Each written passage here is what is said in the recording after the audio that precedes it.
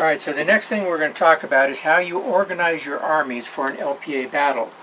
Now, if you're doing a one-off battle as your first game, there's a good chance you're just going to put everything you've got in the boxes out on the battlefield, and that's fine. The armies were organized in such a way, or put together in such a way, that you had a good mix of troop types: line infantry, light infantry, skirmishers, light and heavy cavalry, plenty of guns. So that's, as a first game, that's just fine. But as you play a little bit more, you're going to want to get into battles where there's a little bit more fog of war. Battles where the two sides were completely evenly matched were really rare during that period. In fact, the whole purpose of the strategic maneuver before battle was to try to gain the advantage in numbers, so that one army, larger army, could crush the smaller army more easily. Now, the way I do that, the armies that come in the box represent about 60 army points, plus or minus a couple points here or there. They're always going to contain 11 brigades of infantry and cavalry, and anywhere from 3 to 5 batteries of artillery, depending on nationality. Now, if you're going to do a one-off game, but you want to maintain some additional fog of war, what I do is I take a deck of cards and I pull out all the cards that are numbered 4, 5, or 6, and I set those out here.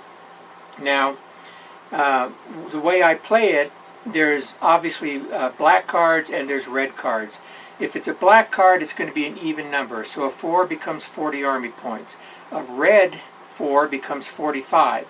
Black 5 is 50, red 5 is 55, black 6 is 60, and a red 6 is 65 army points.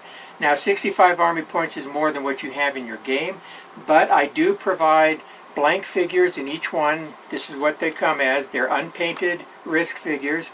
They're based on, the color is selected based on the army. So for Russians, in this case, these guys get green figures, and the French would get blue. Now, you can simply take them unpainted and mount them on the cardboard stands that are provided using white glue and throw them into the battle that way. But you can also paint them, do a really basic paint job on them. These are guys that I've painted up. It took me an hour to do all these guys. Now, I've painted a lot of these risk figures over the last 30 years or so. Something in the neighborhood of 25,000. So I'm probably faster than some people would be, at least when they're getting started, but they're very simple to paint. And all I did on these, using the color of the figure as the jacket and the pants, I colored the boots and the helmet black along with the cartridge box. I did brown for the musket and the backpack, although if I was doing Russians, they would be black backpack as well. I put in flesh for the face and hands, and then I colored the plumes, white for line infantry, green for light cavalry, and finally I used some silver, or in my case a metallic steel, to color in the bayonets and the swords. And then I painted the bases green, mounted them on their stands, and they're ready to go. And done like this, just with this very basic paint job that doesn't take much time to do, you're adding about 14 to 16 army points worth of troops that you can throw into the battle if you need to. So, anyway, when you're ready to organize an army, you don't have to have the troops out. You can start out just using the deployment counters that are provided. So I'm going to draw a card from my deck and set up a French army based on that card. Alright, so I drew a black 5. In my system, a black 5 is a 50 army point army. So when I go to the army point list, and if you have a set of rules, you can follow along with that. As you're going down the minimum troops necessary, there's no elite infantry that are required. You're required to have 1 light infantry brigade per 25 army points. I have 50, that means I have to have 2 light infantry brigades, so I set those out there. 2 light infantry brigades. You go down to line infantry, you're supposed to have 1 for every 15 army points. Now I have 50 army points total. 3 of them becomes 45, but that extra 5 means I have to have another one. So I'm going to add 4 line infantry brigades, which is what I've got, okay. The next thing it says, you're going down, I've got to have 1 light cavalry brigade per 50 army points, so I pull 1 light cavalry brigade out, 1 for 50.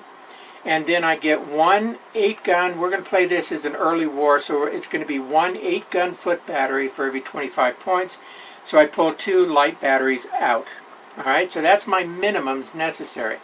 Now, that totals up to 33 Army points total, so I still have 17 more that I can spend. Let's say I want to have a strong cavalry element.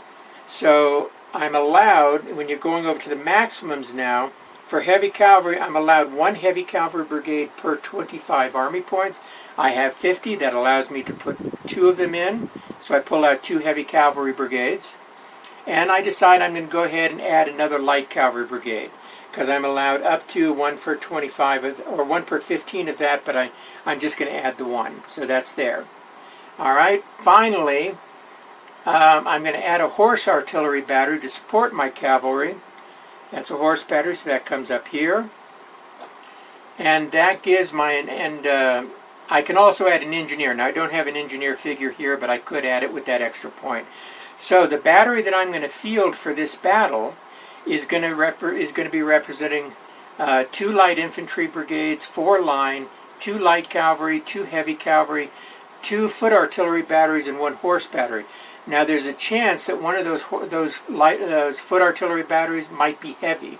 And on the French army, 30% of all artillery or 30% of all foot artillery are going to be heavy artillery, 12-pounders. Now, except in Spain. Now, let's say, so I've got 2 batteries at 30%. That gives me a 60% chance of one of those 2 batteries being heavy. Let's say I roll a 6 or less, I would replace one of the light batteries with a heavy.